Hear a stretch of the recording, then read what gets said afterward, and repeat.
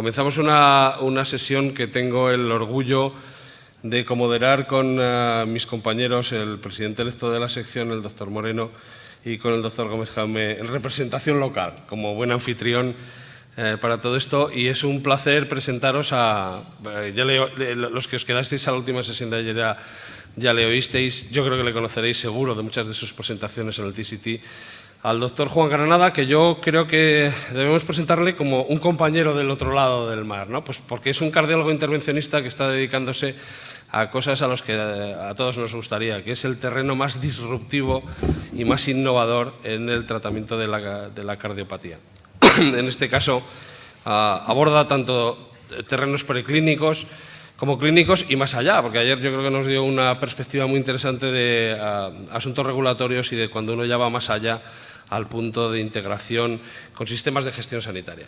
Aquí nos va a hablar de la parte más atractiva de todo esto desde mi punto de vista y desde luego verdaderamente apasionante, que es la innovación en cardiología intervencionista, que creo que es un campo muy amplio y que le hemos dado bandera blanca o carta blanca para que nos hable de lo que quiera. Yo, que ya he visto varias de sus presentaciones, creo que son verdaderamente impresionantes y que va a ser un éxito. Juan, es un placer tenerte aquí con nosotros y el atril es tuyo y la audiencia.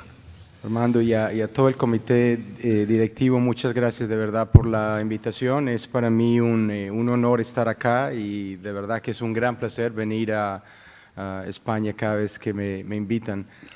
Lo que voy a hacer en esta charla es tratar como de llevarlos a través del tiempo y hacer un resumen general de lo que hemos logrado alcanzar hasta ahora y mostrarles un poco lo que el futuro de nuestra especialidad viene. Y me parece muy interesante en esta charla porque muchas veces yo veo fellows muy ansiosos que vienen y preguntan por el futuro, hablan de si la enfermedad coronaria va a ser el final de nuestra especialidad, y yo siempre les digo, apenas en este momento estamos empezando. Esta es una especialidad que tiene mucho tiempo en el futuro y de verdad que es una especialidad que se está convirtiendo cada vez más compleja desde el punto de vista de entrenamiento, pero muy excitante desde el punto de vista técnico.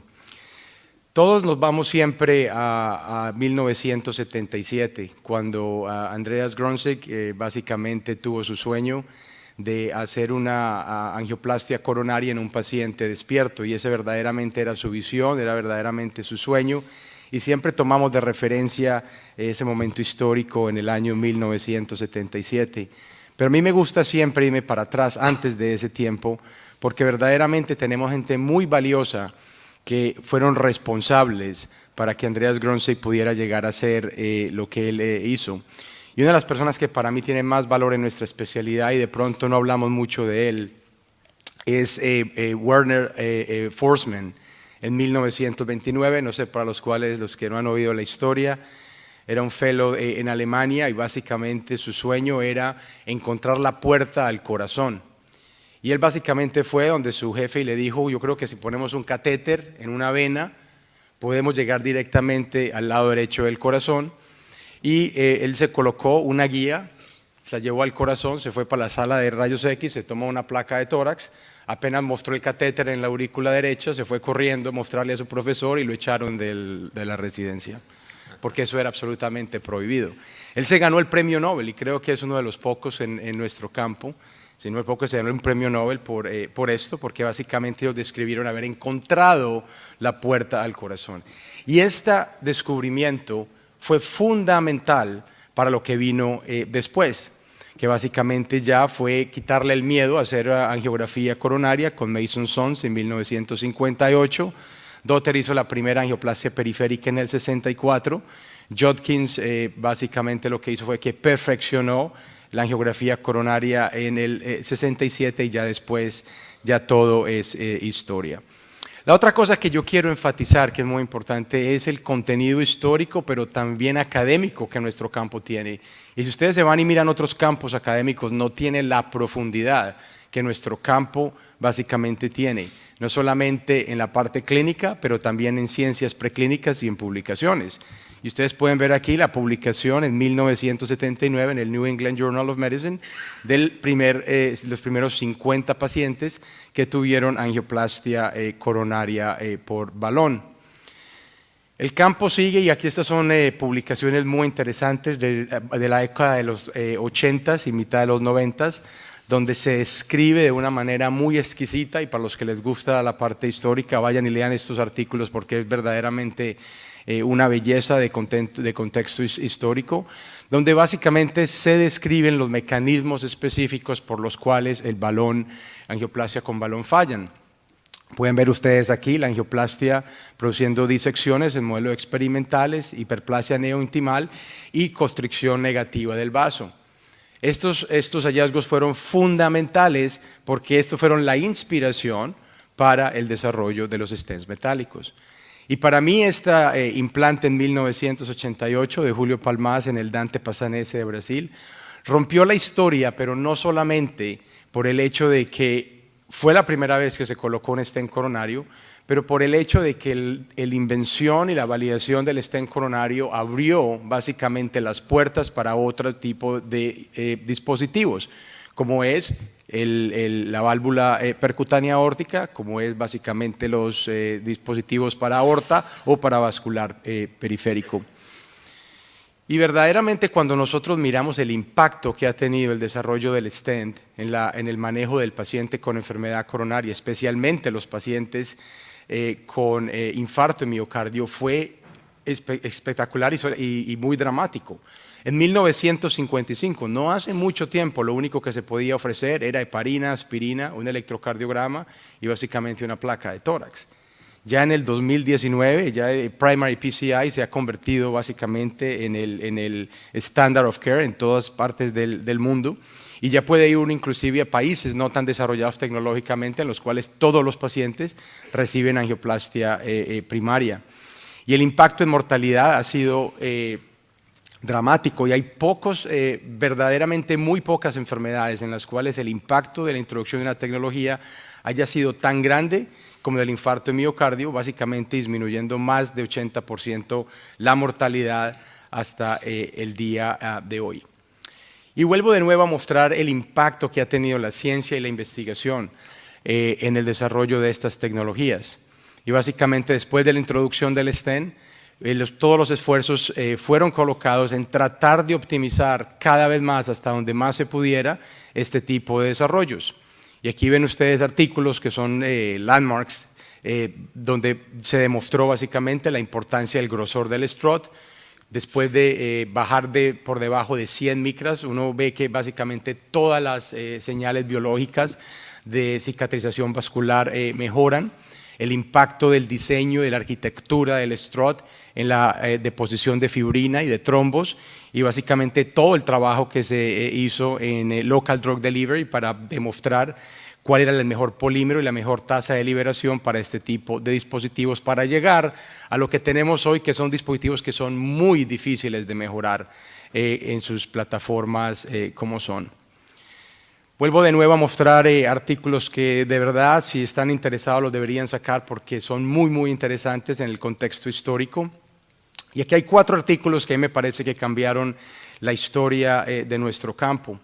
Primero, porque para los que se acuerdan y estaban presentes con la introducción de los stents metálicos, hubo una emoción inicial que disminuyó rápidamente por la restenosis intrastent.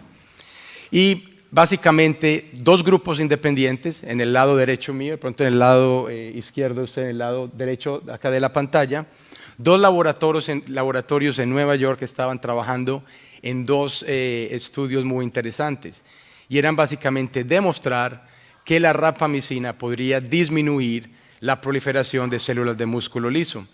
Uno fue el laboratorio de un español, dirigido por el doctor Fuster. Básicamente lo que estaban haciendo, como pueden ver ustedes acá, era entregar rampamicina en las arterias seguido de angioplastia con balón, y demostraron de una manera efectiva que la restenosis se podría disminuir. Y la otra fue en Columbia University con Steve Marks, donde ellos demostraron que las dosis escalantes de rampamicina disminuían efectivamente la proliferación de células de músculo liso.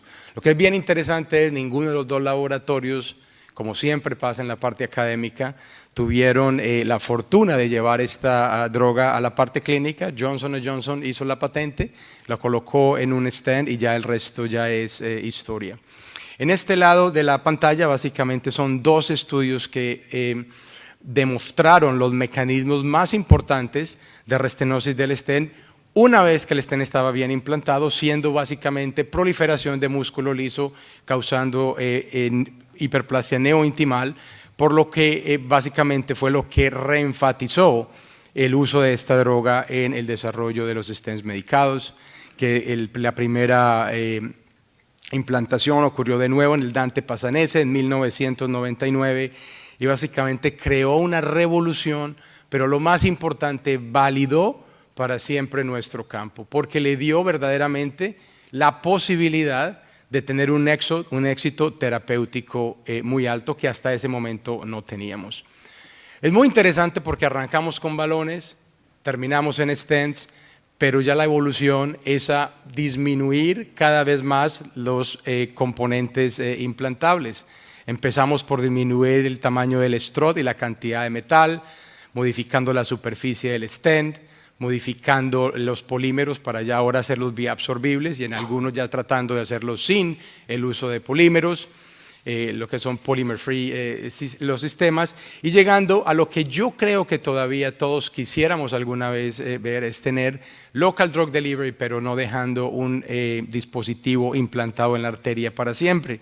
Y aquí donde yo creo que la parte coronaria en innovación se complicó un poco con el desarrollo de los scaffolds bioabsorbibles. Esto fue a mí no me gusta mucho publicar fotos en los journals, pero creímos que esto era una de las fotos que deberíamos publicar porque verdaderamente resume lo que yo creo es la esencia de los stents bioabsorbibles.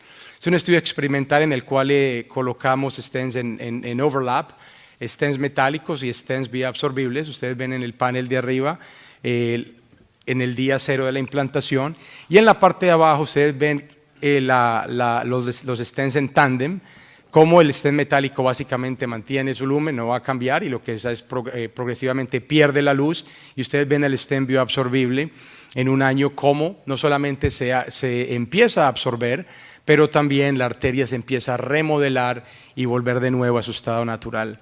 Personalmente he visto la nueva generación de scaffolds bioabsorbibles, de verdad yo soy un creyente de la tecnología, pero todavía tenemos que mejorar la parte tecnológica para al menos llegar a tener datos comparativos con los stents metálicos tradicionales.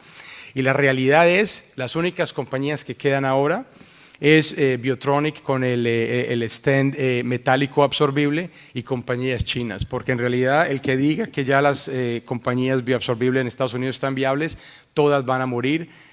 Para el PCR básicamente ya no van a existir estas compañías de stents bioabsorbibles en los Estados Unidos.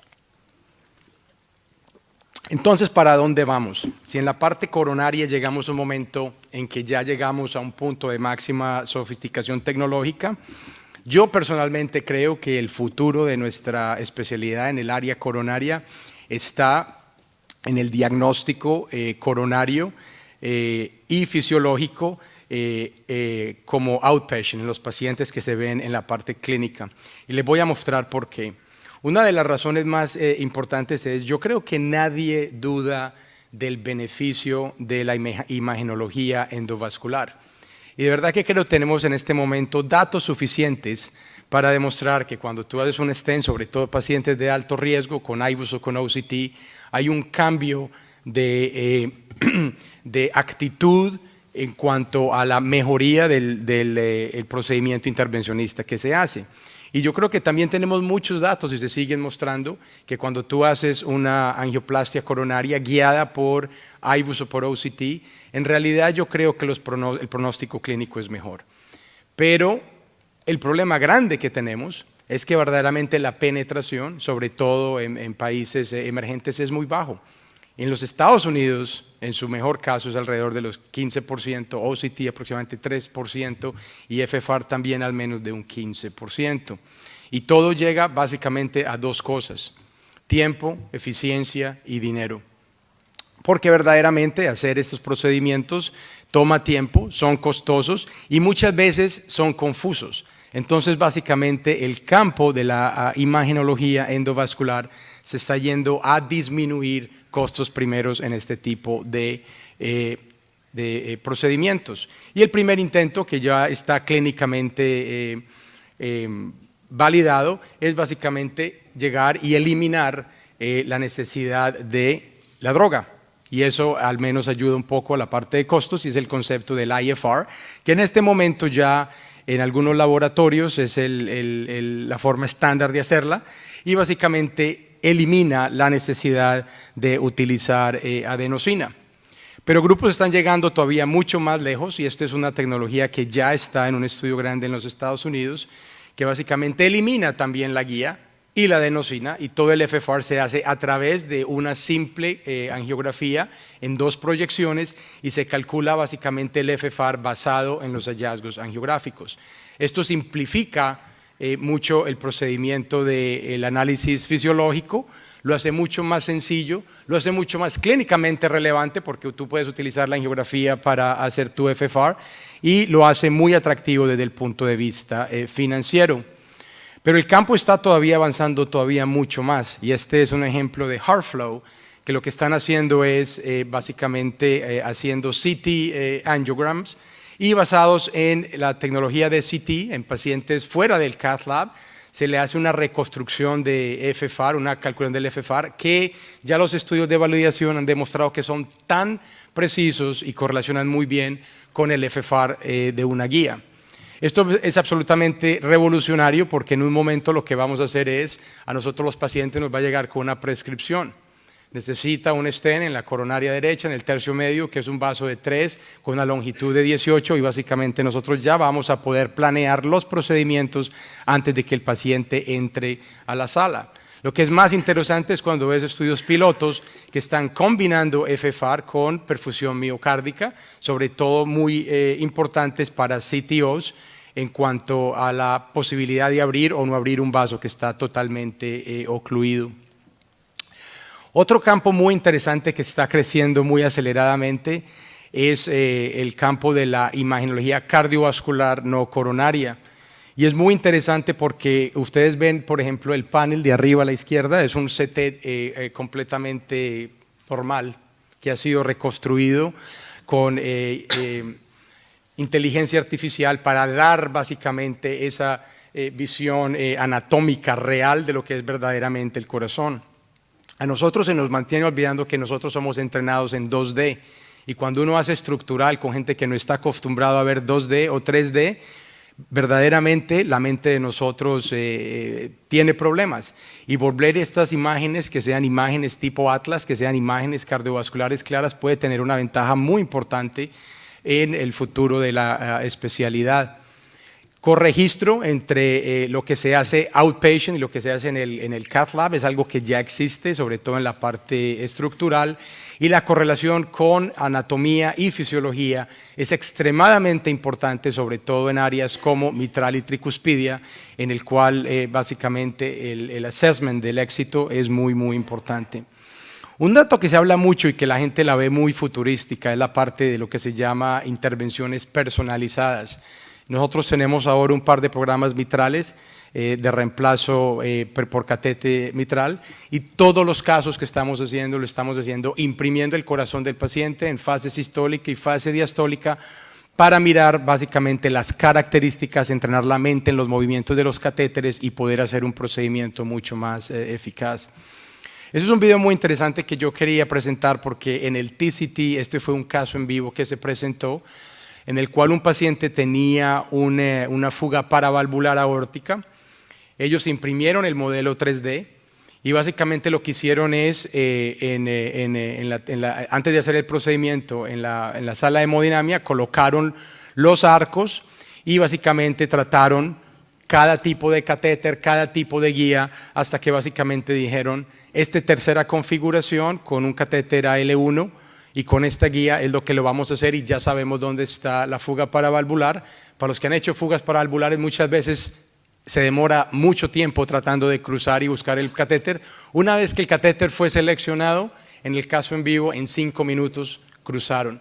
Entonces este es el tipo de cosas que van cambiando nuestra actitud, va cambiando nuestro acercamiento terapéutico y en este momento 3D printing en cualquier parte del mundo no es verdaderamente una tecnología que es costosa. Enfermedad estructural, que yo sé que muchos están muy interesados, para mí en el futuro yo creo que ya es justo decir que el TAVR va a ser el standard of care para pacientes con estenosis aórtica. Y yo creo que en el futuro se va a demorar mucho más que el TAVR, pero yo creo que el tratamiento de la enfermedad estructural cardiovascular en el futuro va a ser basada en catéteres y la parte quirúrgica se va a reducir significativamente.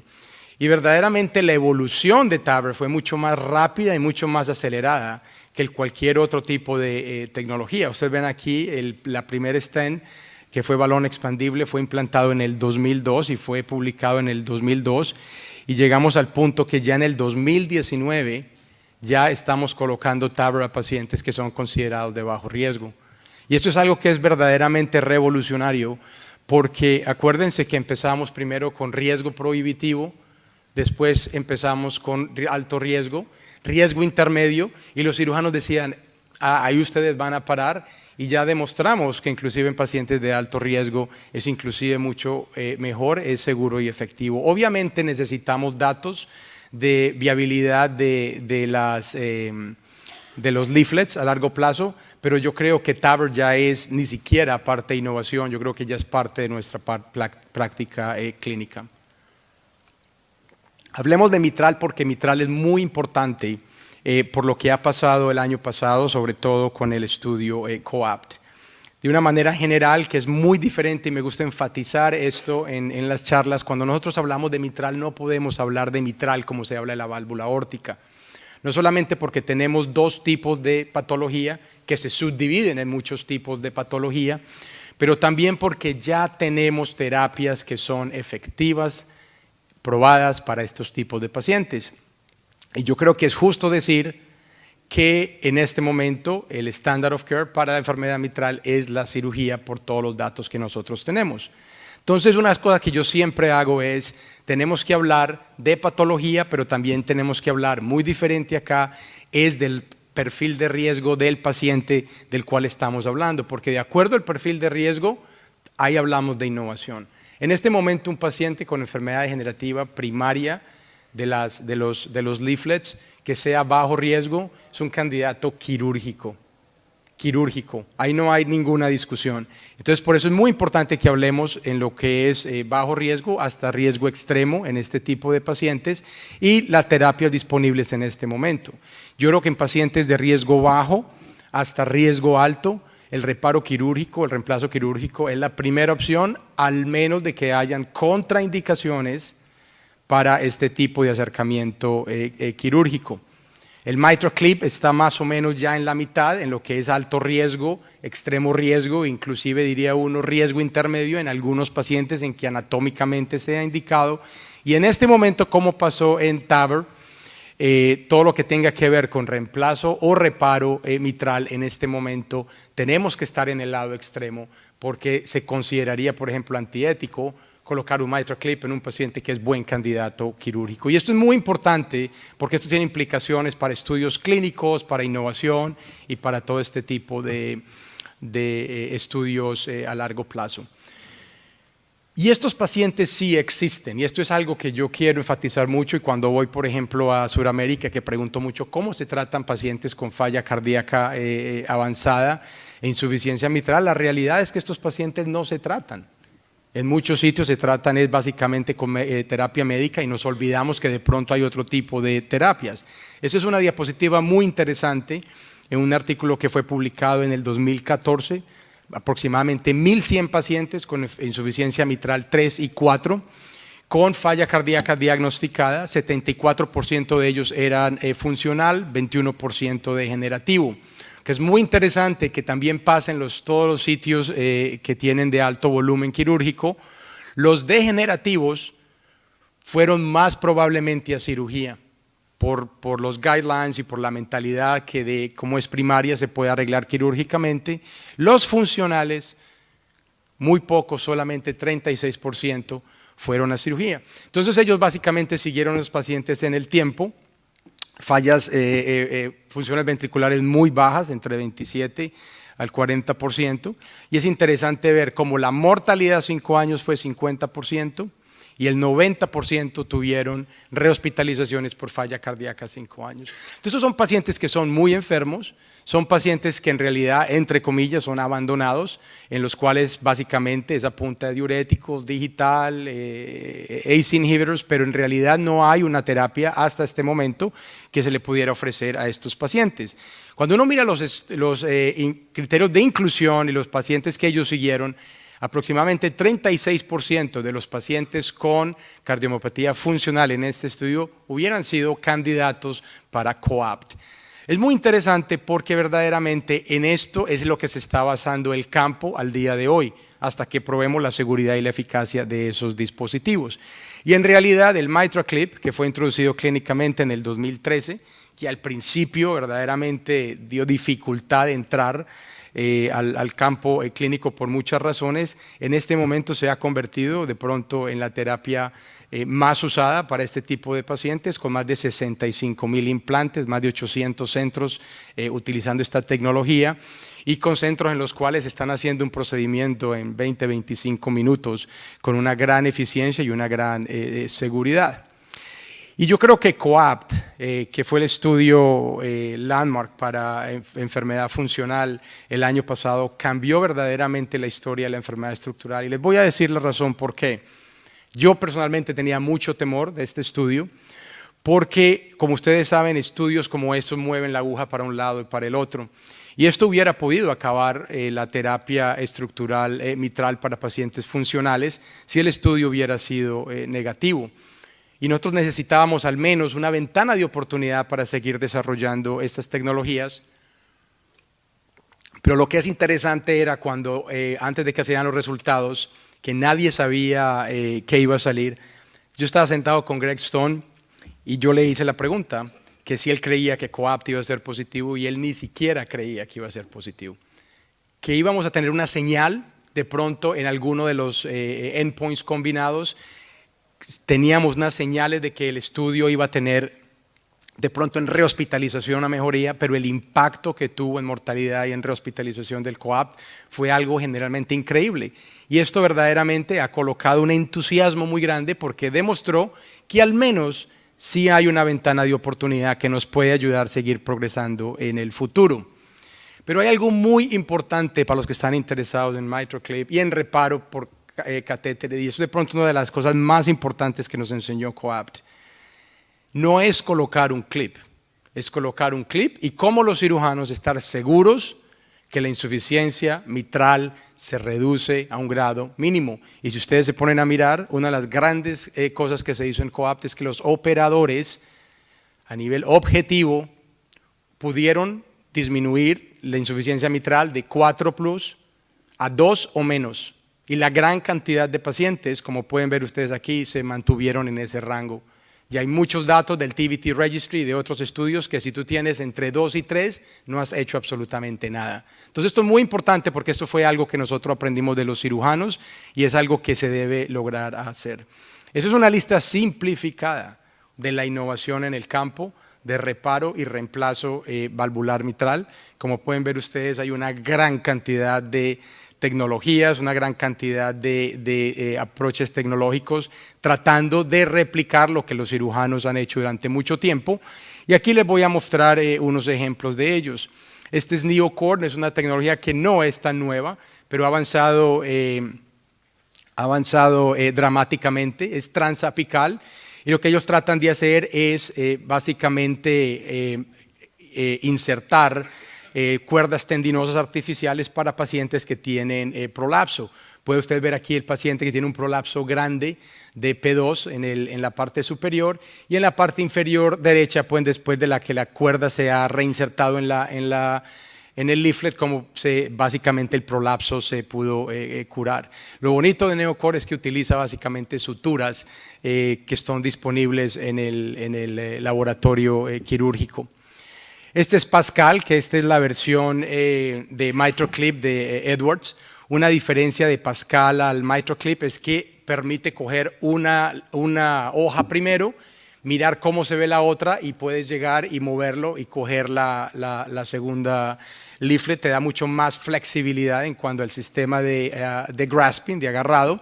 Y lo otro es que el clip está diseñado para ser más robusto, entonces se funciona como un filler para disminuir todavía mucho más la insuficiencia mitral desde el punto de vista mecánico. Y este es Millipede, que es básicamente un sistema de anuloplastia percutáneo. En este momento Millipede tiene integrado también un sistema de ultrasonido que ayuda básicamente a mostrar que estén todos los sistemas de anclaje encima de la válvula mitral, y ya después se anclan estos sistemas y se produce el sistema de anuloplastia, reduciendo el tamaño de la orificio. Una cosa muy interesante que me parece a mí de Millipede es que en el futuro, por ejemplo, si el reparo no funciona, terminas con un sistema de anclaje para colocar una válvula y terminas haciendo básicamente un valve-in-valve, que es un sistema muy interesante. Hablemos de reemplazo mitral porque es uno de los temas más excitantes en este momento, y yo digo que es muy excitante por una razón. Los sistemas de reparo en este momento, fuera del MitraClip o de Pascal, son relativamente difíciles, son complicados, requieren mucha imagenología, requieren mucha tridimensionalidad y muchas veces requieren mucho tiempo. Algo que nosotros hemos aprendido a través del tiempo en nuestra especialidad es cuando algo es simple, es sencillo y funciona con tecnologías que son muy parecidas a lo que nosotros utilizamos, como son stents, verdaderamente es muy interesante. Y colocar el manejo de la enfermedad de insuficiencia mitral en las manos de los intervencionistas con dispositivos de reemplazo es algo muy, muy interesante. Pero el problema es que anclar estas válvulas en el área mitral no es fácil, y yo las he visto todas, no es fácil. Ustedes ven el gran esfuerzo que los cirujanos y el gran cuidado con todas las suturas que ellos tienen para anclar estas válvulas en estos pacientes con un ventrículo moviéndose, muchas veces con las leaflets que no son lo suficientemente fuertes. Es verdaderamente un reto. Entonces los ingenieros han tratado de diseñar muchos sistemas de anclaje que son muy dinámicos, que son muy interesantes, pero también no son libres de complicaciones. Y este es el segundo paciente de Fortis, que fue una de las válvulas de Edwards, donde después de fallecer, ustedes pueden ver acá que el mecanismo de muerte fue que la válvula se movió.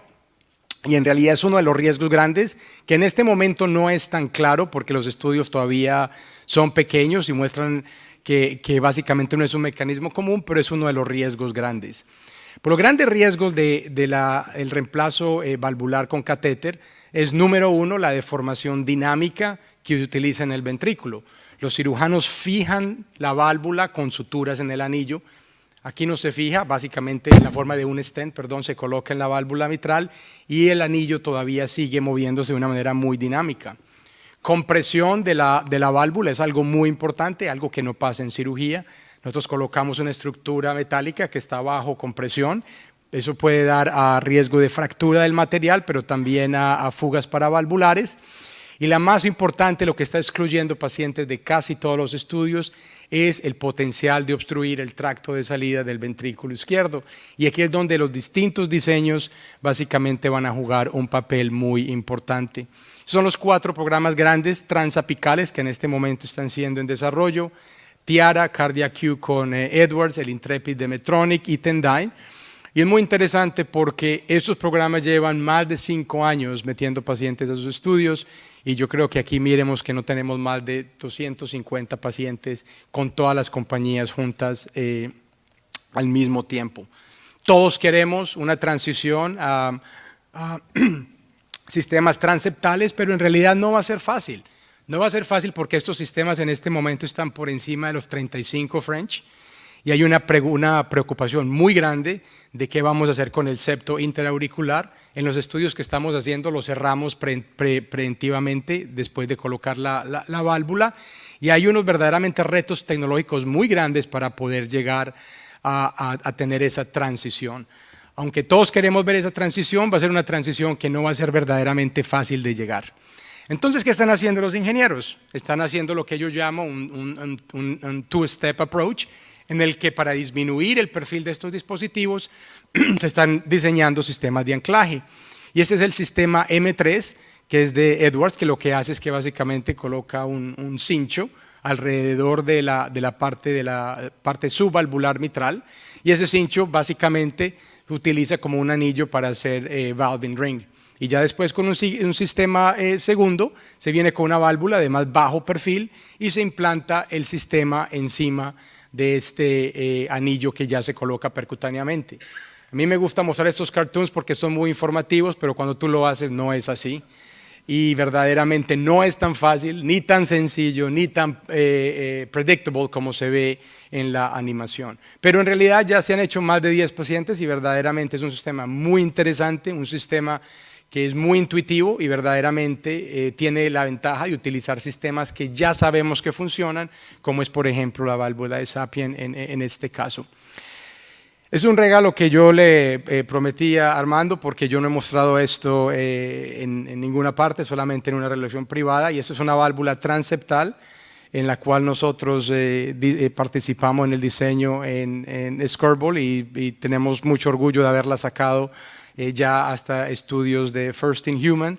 Una válvula que básicamente quiere simular lo que es una válvula quirúrgica. Ustedes ven el tamaño total de la válvula, no es más de 2,5 centímetros, 1 pulgada.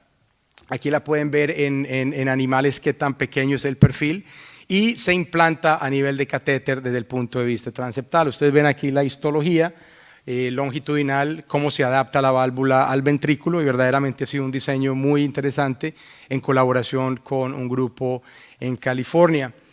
Nosotros hemos hecho más de 300 animales validando la tecnología por la dificultad que se tiene. Ustedes pueden ver en la parte de arriba, si quieren les puede dar clic al video, en la parte superior izquierda, el primer video, donde ven ya el sistema a nivel transeptal en animales. Y si no funciona no hay ningún problema.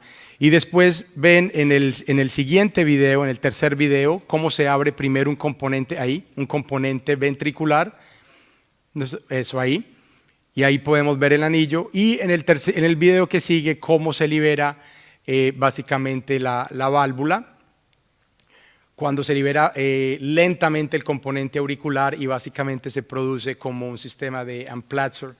Y es verdaderamente un sistema muy sencillo, un sistema muy intuitivo, que básicamente cualquier cardiólogo intervencionista que haya hecho Amplatzer lo va a poder utilizar. Y ustedes ven ahí la liberación muy controlada, sin ningún tipo de afugias. Y en el video de la segunda línea, el primero, ya se ve ya implantado completamente el sistema. Este es el perfil tan bajo, un sistema muy, muy sencillo. Y ven a la patología, obviamente en un modelo animal que no hay mucho espacio para trabajar, cómo nosotros pudimos manejar, llegar el septo a pesar de que la punción era solamente 1,5 centímetros, 2 centímetros del anillo mitral. Y abajo ven ustedes la parte de CT, en la parte experimental donde se ve el diseño de la válvula. Esto para mí tiene un componente emocional muy, muy grande, porque para mí había sido un gran reto. Y lo logramos llevar en noviembre a Lille, en Francia, donde hicimos el primer implante de esta válvula. Esta es una paciente, si quieres puedes dar clic a todos los videos, una paciente de 80 años con una insuficiencia mitral severa. Como pueden ver ustedes, las hojas mitrales engrosadas, calcíficas. Hicimos todo el modelo con un MAC importante, como pueden ver ustedes abajo. Hicimos todo el modelo de computación, mirando cómo la válvula se iba a sentar. Una paciente que verdaderamente estaba muy limitada, pero que tenía una gran energía, y una paciente que quería seguir viviendo. Muy interesante, no se le podía hacer MitraClip por el sistema, por la patología que tenía en la parte mitral, rechazada por Tendyne porque la obstrucción del ventrículo de salida, el tracto de salida era importante, y era básicamente la única opción que esta paciente tenía. Esta paciente, como pueden ver ustedes, a pesar de la complejidad, también es muy sencillo. Estamos hablando de un sistema femoral, como pueden ver ustedes acá. La paciente básicamente estaba bajo anestesia general, pero una incisión básicamente de 2 centímetros con un acceso controlado a la parte femoral por ahora. Y este es el momento de la implantación. Si quieren el video de allá, por favor, donde ven ustedes de nuevo la implantación. El componente ventricular sale primero. Con eco, obviamente, estamos mirando que estamos por debajo del anillo mitral. Y una vez que ya está bien implantada, se hace tracción hacia atrás y se libera el componente auricular, como ustedes van a ver en este momento.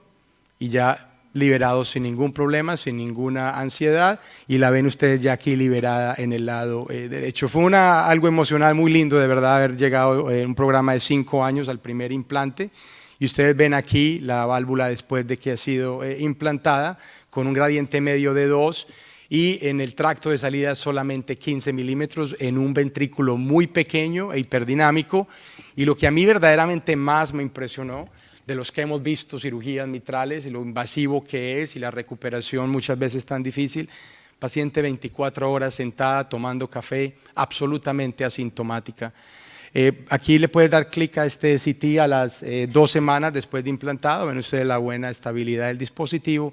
La paciente en este momento lleva ya casi 6 meses independiente en la casa en clase funcional 1. Estas tecnologías también se están agresivamente entrando al sistema tricuspidio con un poco menos claridad de lo que tenemos en el sistema mitral. Y digo yo falta de claridad porque es todavía mucho más complejo, sobre todo en la selección de paciente y el tipo de tecnología a utilizar. Pero yo quiero mostrar esto porque es un caso que hicimos en Columbia University de Navigate, que es un sistema de reemplazo tricuspidio a través de la yugular. Entonces imaginen llegar a poder hacer reemplazo completo con acceso yugular, como lo pueden ver ustedes ahí. Muy sencillo porque el acceso es directo, sobre todo en ventrículos dilatados. Ustedes pueden ver acá cómo se entra con una facilidad espasmosa. Las venas, sobre todo en pacientes con falla cardíaca del cuello, están muy distendidas, entonces el acceso no es tan problemático. Y ven ahí la liberación del sistema de reemplazo tricuspidio, que relativamente fue muy fácil. Imagenología es un poco compleja, pero ya como pueden ver ustedes, ya llevan más, inclusive creo que llevan más de 50 pacientes implantados, con unos datos muy interesantes, sobre todo en la parte de morbilidad y de mejoría clínica. En resumen, para la parte mitral de reemplazo, en el 2020 yo creo que ya vamos a tener adopción general para TAVR, y estamos hablando de que en realidad hablar de 15 años de desarrollo no es nada para una tecnología como esta. Este camino de la parte mitral va a ser más lento, va a ser más difícil, va a ser más empinado, pero según lo que yo veo, yo creo que vamos a conquistar este campo también. Ya para terminar, un campo que no quiero que se olviden mucho aquí en España, y es la parte vascular periférico. Y una de las razones es porque yo lo llamo que es un gigante que está dormido. Hay unas grandes oportunidades para los intervencionistas periféricos, no solamente porque por debajo de la rodilla es un campo controversial que todavía no hemos podido entenderlo muy bien, pero también porque hay una gran inversión en tecnología, en imagenología y en tecnología para mejorar pacientes con isquemia crítica de miembros inferiores. Es un ejemplo de la arterialización venosa, haciendo un bypass básicamente percutáneo, con resultados mixtos, pero hay una gran cantidad de tecnologías tratando de hacer cosas similares. Para los que están interesados en la arteria pulmonar, grandes desarrollos para extracción de coágulos, y en este momento tenemos ya centros especializados de atención de embolismo pulmonar en los Estados Unidos, o los pacientes que están, las personas que están más interesadas en hipertensión pulmonar. Ya tenemos al menos 4 sistemas que están tratando de desarrollar catéteres de radiofrecuencia para producir ablación de la arteria pulmonar, con unos datos muy interesantes clínicos todavía tempranos, pero que pueden abrir otro campo de la especialidad de intervencionismo periférico. Falla cardíaca, sin ninguna duda, es un campo de una actividad agresiva desde el punto de vista tecnológico, que hay 2 ejemplos muy interesantes, uno que es un poquito más loco que el otro, pero este es un stent que se coloca en las venas pulmonares. y básicamente la idea es que tú puedes como intervencionista colocar estos stents y después a través de una cámara el stent se activa, se calienta y produce ablación a través de este stent. Lo que la visión de la compañía es colocar el manejo de la ablación en las manos del intervencionista, que puede ser algo muy controversial, pero al mismo tiempo es algo fascinante desde el punto de vista técnico. Y el uso de lo que llamamos mini LVADs o sistemas menos invasivos que no tengan contacto con la sangre para pacientes con falla cardíaca es un área de investigación intensa. Como pueden ver ustedes acá, eso es un sistema transapical que básicamente en vez de estar dentro del corazón, está por fuera del corazón y a nivel mecánico lo que hace es comprimir el corazón de una manera sincronizada con el electrocardiograma. Muchas tecnologías tratando de dar soporte a pacientes con falla cardíaca que todavía no están listos para trasplante, pero que están muy sintomáticos y les puede mejorar la calidad de vida a largo plazo a estos pacientes también. Ya para terminar, para el grupo de los millennials y para abajo, les va a tocar una gran revolución desde el punto de vista digital que ya lo empezamos a ver. Y yo sé que hay una gran preocupación, sobre todo desde el punto de vista médico, en cuanto a la introducción de estas tecnologías digitales a nuestro campo. Y verdaderamente yo lo veo como algo complementario. Los sistemas electrónicos, hablábamos ayer, por ejemplo, de una base de datos general para manejo de datos, es algo que es verdaderamente esencial. Diagnóstico más preciso basado en inteligencia artificial. Yo ya he visto sistemas que leen angiogramas ellos solos y básicamente con una precisión de medición mucho más alta que el ojo humano. Educación de pacientes, disminuye mucho el burden económico en cuanto a enfermería y tecnología, y procedimientos mínimamente invasivos cuando se necesita mucha alta precisión con el manejo de la robótica. Y ya tenemos al menos 2 o 3 compañías que están en el campo vascular. Eso es una tecnología de ellas que es Corindus, donde hicimos el First in Human en Colombia, donde en realidad al menos el primer paso es disminuir radiación, trauma ortopédico y formación de cataratas en médicos y disminución de radiación, exposición de radiación al campo de enfermería, porque tú puedes hacer la angioplastia básicamente afuera de la sala con el objetivo de disminuir la radiación de exposición a todo el personal. Ya para terminar, algo que para mí es muy importante y es el hecho de que todas estas tecnologías, algunas van a fallar, la gran mayoría, muchas van a entrar a la parte clínica, pero tenemos que enfatizar en estas reuniones y en todas las reuniones, entrenar a los médicos en el futuro.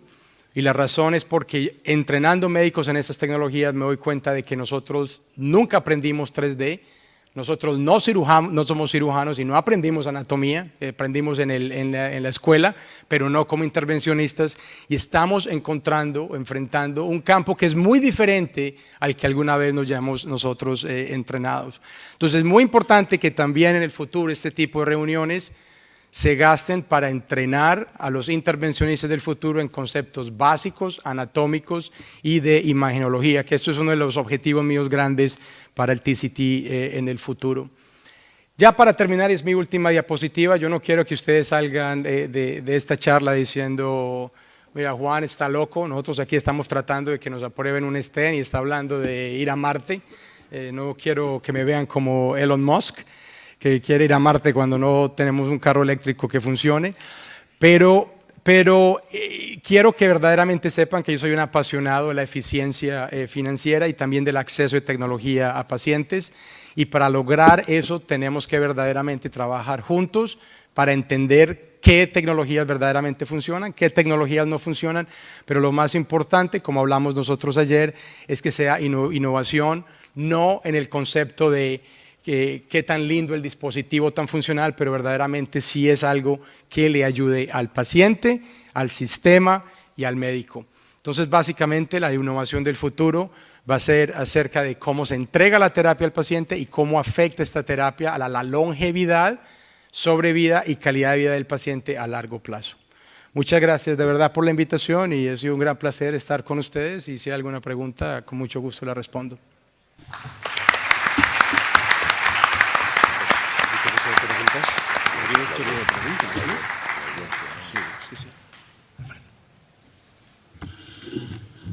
Bueno, Muchísimas gracias por esta excelente exposición. Se abre ahora un breve turno de preguntas. No sé si hay alguna pregunta entre la audiencia. Si no, desde mi punto de vista, lo que quería, más que una pregunta, es hacer una efusiva felicitación al ponente, a Juan Granada, por esta excelente exposición, y una felicitación a la Junta Directiva por habernos proporcionado la oportunidad de tener acceso a toda esta información, y dentro de una conferencia magistral, pues yo creo que nos ha planteado tanto muchas respuestas a innovaciones y a información sobre el presente actual y el estado actual de la cardiología intervencionista, y pues simplemente felicitarlo y agradecerle su presencia y su esfuerzo en sintetizar un tema tan complejo y hacerlo de una forma tan atractiva y tan bonita como lo ha hecho. Muchas gracias. Hola Juan, muchas gracias. Ha sido, como te decíamos ayer, un honor que hayas venido a pasar la reunión con nosotros. Una pregunta que tenía es, ¿tú crees que con los dispositivos de estructural, no hablo solo de válvulas aórticas ni mitral, sino también cosas más simples como el foramen oval, CIA, será necesario hacer estudios head-to-head como ha sido con los stents para que realmente se puedan utilizar nuevos dispositivos? Porque posiblemente, quizá no sea posible, ¿no? Quizá la prevalencia de estas patologías no permita que los tipos de estudios de stent que se han llevado a cabo se hagan con estos dispositivos, ¿no? Difícil. Tienes razón. Primero que todo, porque la frecuencia de la enfermedad no es como la enfermedad coronaria. Los números son relativamente bajos. Y segundo, porque mira, algo que va a ser muy interesante en la enfermedad estructural es que en la enfermedad coronaria, si ustedes se ponen a mirar, todos los stents llegaron a un concepto de diseño muy similar. El patrón de liberación es similar, los polímeros son similares, hay diferencias pequeñas, pero todos coalescieron en un diseño. En la parte estructural no, porque cada uno tiene ideas de cómo quiere anclar la válvula, de cómo quiere que la válvula funcione. Y es muy difícil porque mientras, por ejemplo, te digo, en la válvula transeptal con la que estamos trabajando nosotros, para nosotros el tracto de salida del ventrículo izquierdo es irrelevante porque no se obstruye. Para otros diseños son muy importantes y excluyen pacientes debido al riesgo de ocluirlo. Entonces, desarrollar diseños comparativos, por ejemplo, en el futuro van a ser bien difíciles, porque te va a tocar escoger de pronto cuál es tu primary endpoint, que puede ser favorable para uno, pero no favorable para el otro, y es complejo, sobre todo en la parte de PFO, o por ejemplo, left atrial appendage. El número de eventos es tan pequeño que para tú al menos mostrar, si quieres mostrar superioridad, va a ser imposible hacerlo, y de pronto de no inferioridad, de pronto sería la parte lógica de hacerlo, pero va a ser más complicado que para las otras áreas. Si no hay más preguntas, a mí sí me gustaría hacer una última pregunta. Una apuesta. ¿La válvula, la prótesis transcatéter mitral va a eliminar el resto de los dispositivos de tratamiento mitral o van a poder coexistir? Es una pregunta muy Sí. La opinión del Mira, pero mira que hay una cosa muy importante, Armando, que yo hablo mucho con los cirujanos. Tratan de extrapolar sus vivencias a nuestro mundo, pues nuestro mundo es muy diferente, porque nuestro mundo lo que ha dominado es qué tan fácil es utilizar el dispositivo, qué tan simple es utilizar el dispositivo y qué tan efectivo y seguro el dispositivo es. Y si tú te pones a mirar, la dominancia de mercado y la penetrancia de mercado siempre ha sido dominada por dispositivos que son relativamente sencillos de implantar. Como pasó en cirugía, yo creo que no va a haber solamente un dispositivo que vaya a acabar con todo. Porque, por ejemplo, como te mostré con NeoCord, si tú tienes solamente un prolapso, pues le colocas una cuerda percutánea, no hay necesidad de reemplazarlo. Y en ciertas circunstancias, de pronto el reparo puede ser primero y después el reemplazo viene segundo.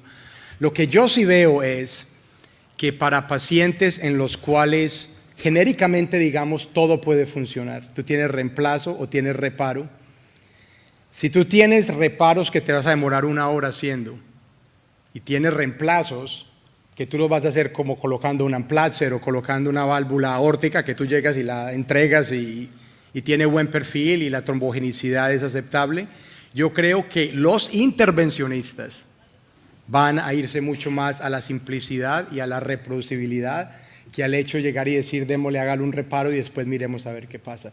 Lo lindo de la parte percutánea es que muchos de estos sistemas de reparos están siendo diseñados con falla en mente y dejan un sistema de anclaje que se puede utilizar como valve-in-valve en el futuro. Entonces, es bien interesante lo que va a pasar, pero yo creo que tu pregunta es muy importante porque el desarrollo del mercado va a ser muy diferente a lo que hemos aprendido de los datos quirúrgicos. Bueno, muy bien, yo creo que si no hay ninguna pregunta más y agradeciéndote de nuevo esta revisión global que nos has hecho de innovación, a darte las gracias de nuevo y pasar a la siguiente mesa, que ya vamos con un poquitín de retraso, que es lo razonable. Gracias, Juan.